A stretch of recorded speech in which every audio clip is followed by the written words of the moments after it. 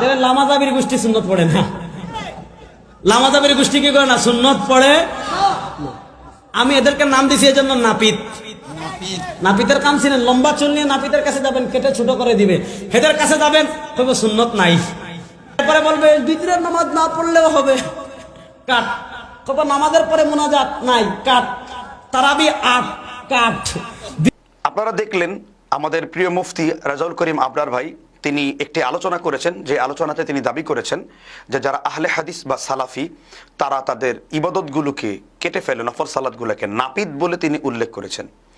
আমরা তার এই কথার উত্তরে বলবো, কখনোই আমরা কোরআন কারিমের নীতির খেলাপ করব না। আল্লাহ সুবহানাহু ওয়া তাআলা কোরআন কারিমের মধ্যে বলেছেন, ওয়ালা তাস্তাউইল হাসানা ওয়ালা সাইয়্যা ইদফা বিল্লাতি হিয়া আহসান। মন্দ আর ভালো সমান নয়। মন্দর উত্তর যদি তুমি ভালো দিয়ে দাও, তাহলে তোমার এবং তোমার শত্রুদের মধ্যে আমি আল্লাহ বন্ধুত্ব স্থাপন করে দেব। আমি এই আয়াতে কারিমার আলোকে আমি এই কথা বলবো যে এটা সম্পূর্ণ একটি তহমত বা মিথ্যাচার বলে আমি অভিহিত করব। কেন মিথ্যাচার? কেননা কখনোই সালাফির এই কথা বলে নাই যে নফল সালাতের কোনো গুরুত্ব নেই। বরং নবী সাল্লাল্লাহু আলাইহি ওয়াসাল্লাম রিয়াদুস সালিহিনের কিতাবুস সালাতের 212 নম্বর হাদিসে রাসূলুল্লাহ সাল্লাল্লাহু আলাইহি ওয়াসাল্লাম বলেছেন, যে ব্যক্তি ফরজ সালাতের বাইরেও 12 রাকাত সুন্নতের হেফাজত করবে, জান্নাত তো আলাদা ব্যাপার, জান্নাতের বাইরেও তার জন্য একটা গৃহ নির্মাণ করা হবে। এটা সুন্নতে রতেবা বলা হয়। এবং আমাদের সালাফদের মধ্য থেকে অনেক বড় বড় আলেম, আব্দুল হাই লাখনবী সহকারে, যিনি হানাফি মাযহাবের বড় আলেম ছিলেন, তার উস্তাদ যিনি ছিলেন নাজির আহমেদ দেহলভী, সানাউল্লাহ অমৃতসরী, আল্লামা নাসিরউদ্দিন আলবানী, ইবনে উসাইমিন রাহিমাহুল্লাহ, ইবনে বাজ রাহিমাহুল্লাহ, প্রত্যেক সালাফিরা এই ফতোয়া দিয়েছেন যে কেউ যদি সুন্নতগুলোকে, এই রাতেবাগুলোকে আদতে পরিণত করে, এটা তার ইমানের কমতিতে ডেকে আনতে পারে। আমরা এইভাবে বলে থাকি। আমরা সুন্নতের ব্যাপারে অত্যন্ত মনোযোগী রয়েছি। বরং আরো অভিজ্ঞতার আলোকে দেখা যায় যে যারা মসজিদে ঢুকলে পরে 2 রাকাত দুখুলুল মসজিদ নামাজ না পড়ে তারা বসে পড়ে, অথচ আমাদের মধ্যে সুন্নতের জিন্দা রয়েছে।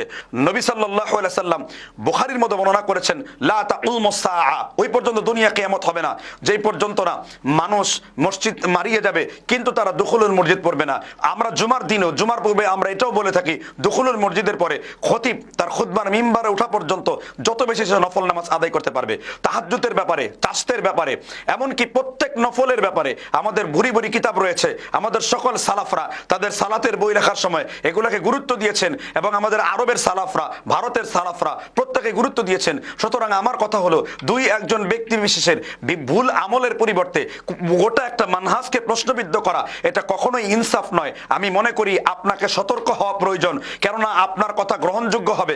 আপনি যদি সকল মুসলমানদের কাছে ভালোবাসার পাত্র হতে চান, তাহলে আপনি তহমত না দিয়ে দলিলিক আলোচনা করুন, পর্যালোচনা করুন। আল্লাহ সুবহানাহু ওয়া তাআলা আপনাকে হেফাজত করুন। আমি আপনাকে এখানে কটাক্ষ করে গরিবের আবু হানিফা, গরিবের তাকি উসমানী ইত্যাদি বলে সম্বোধন করলাম না। আমি আমার প্রিয় ভাইকে সম্মান করে বলছি, আপনি ভালো করে সালাফদের বই পড়েন, তারা নফলের ব্যাপারে গুরুত্ব দিয়েছে, এবং যারা আসলে আল্লাহকে ভয় করে তারা প্রত্যেকে নফল সালাতকে জিন্দা করে।